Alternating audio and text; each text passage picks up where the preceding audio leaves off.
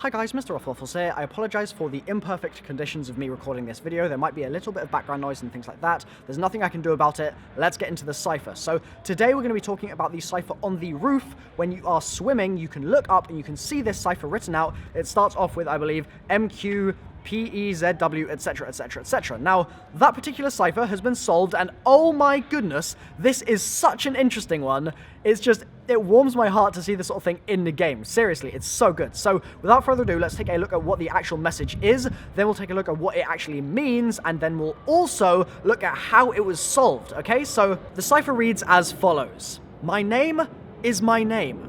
My name? Oh, yes, it is GERSH. How long have I been floating? Minutes? Years? Where is now? I guess I can forgive Yuri. I quite like my new form. Where am I now? A city on fire by a river. I know this place. Finally, I am home. Oh my goodness! What a cipher! We have callbacks here to a map that came out so many years ago, Ascension, right, when we first heard about people like GERSH and like Yuri, and we looked at their story, and there was this whole Easter egg based around it, and then for so long, we've had nothing at all on those characters, and now finally, Treyarch have brought them back, and I'm so damn happy that these guys are making a comeback, and if what I believe is correct, there is a chance that we'll be seeing more of GERSH in the next map, okay, so some basics of the story so far right now, so that we can better understand what's going on here, is that the next map, DLC 3, is most likely going to be set in Stalingrad, right? Or Volgograd as it is today, but Stalingrad during World War II, right?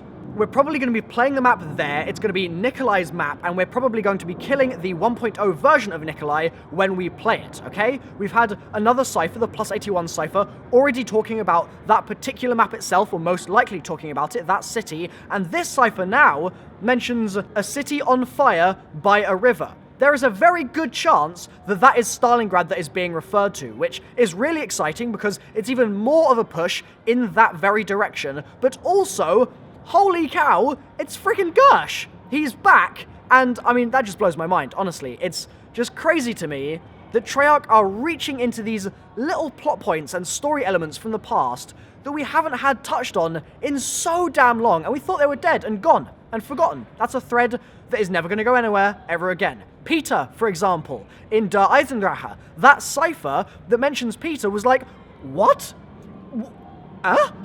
It was crazy, and this is similarly crazy. So the idea, in terms of the story, is that the Cosmodrome, Baikonur Cosmodrome, is haunted by Samantha, right? And I've got to give a thank you to Doppelganger, by the way, for helping me out with this. A little bit of a recap, because I was hella rusty on the Ascension story and all that stuff. So Samantha's just floating around Baikonur Cosmodrome, doing all that sort of fun stuff, and she eventually basically gets into Yuri's head, and she's like, pal, you're gonna have a bad time with me. So what ends up happening, ultimately, is that Yuri, possessed somewhat by Samantha, enters GERSH's room and essentially throws a GERSH device at him. GERSH goes into the GERSH device, which is this thing that has been supposedly used, or is certainly presumably being used to transport troops around, because you can obviously jump in and then through some kind of wormhole through the ether or something like that, you can then pop out somewhere else, and so for troop movement, that would be fantastic. It would really bolster the war machine, right? So that is what the idea of the GERSH device is.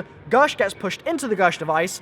We are really not quite sure what exactly happens, and we don't really know what happens to Yuri either. Now, during the Easter egg, the blob is GERSH, and so we free him from this Casimir mechanism. He doesn't sort of just go through the ether or go into the ether and that's the end, but rather, he gets into this blob form in the Casimir mechanism, we free him, Samantha's not happy about it, and then, seemingly, this is a continuation on from that point. So, we free him from his blob form, or rather, the blob floats into the sky, it's all very epic, and then he's going, my name is my name. Yes, it's GERSH.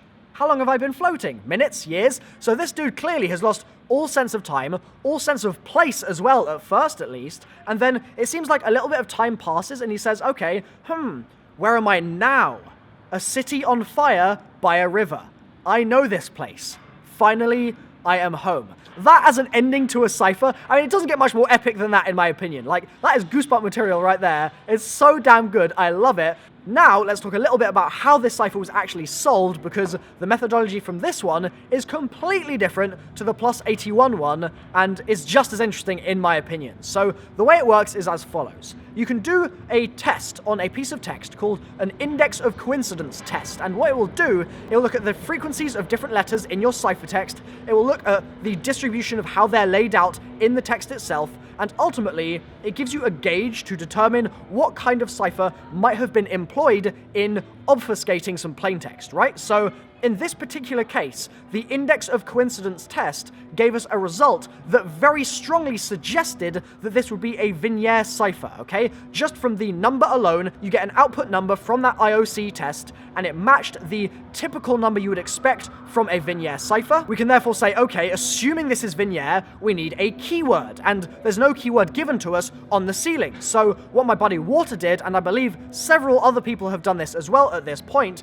he looked at the ciphertext and he said, okay, I'm going to try a random keyword. Let's say he just tries like Maxis or something. And from that, you can sort of get an idea, if you get any of those letters right, about certain chunks of your actual deciphered text, right? So, for example, the word Maxis might give you 1 or 2 letters here and there that are correct, and from those, you might start to spot words. So, what Water did is he said, okay, gonna try some words, and then the my name is my name section of it was roughly correct, more or less, and so he could from that extrapolate and say, okay, I'm going to keep fiddling with the keyword, and eventually, if I get the right keyword, the whole thing will fall into place. But before then, you will get snippets of it, but each bit that is wrong in the keyword will give you wrong bits in the deciphered plaintext. So that is how it was solved. It's a vigenere cipher, keyword ascension. My buddy Water has solved it. Various other people have solved it as well, by all means. It's a really damn interesting message as well. Thanks for watching, guys. I'm really excited about this. I can't wait to see GERSH in DLC 3. That's going to be fantastic.